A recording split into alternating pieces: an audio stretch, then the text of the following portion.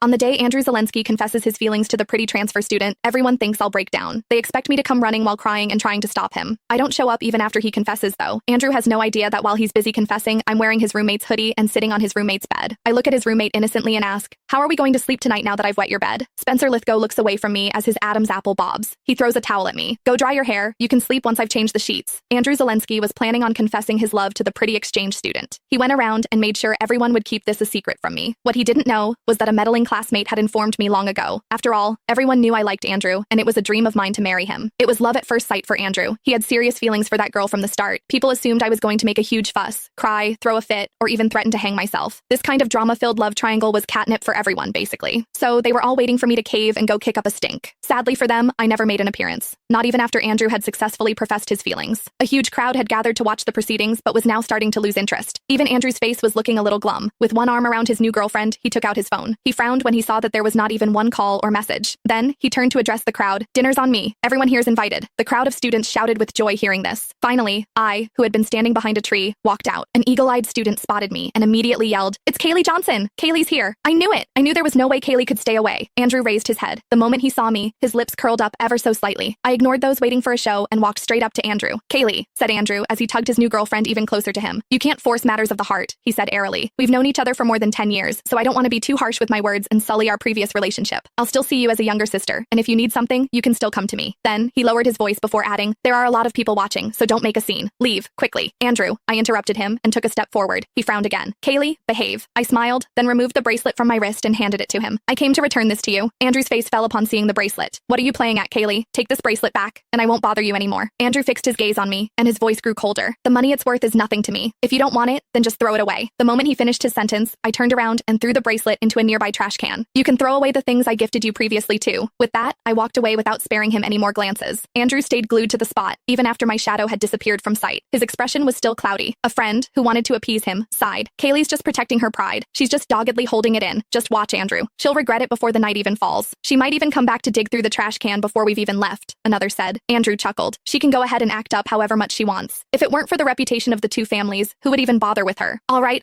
don't be mad. You need to be celebrating tonight. Don't let her ruin your fun." Andrew turned his gaze toward his gorgeous new girlfriend and promptly discarded the thought of the annoying Kaylee from his mind. After all, by tomorrow, he thought I would be acting as if nothing had happened again. He thought I'd be waiting for him at his dorm and pestering him to go to class together like usual. He had already seen similar antics from me in all these years. The rain was pouring down while I was walking along the riverside. I stood under my umbrella in the rain, thinking about the dreams I had a few days ago. In these dreams, I had caused a huge scene when Andrew confessed his love to Sienna Slangdon. I even jumped into this river that very night,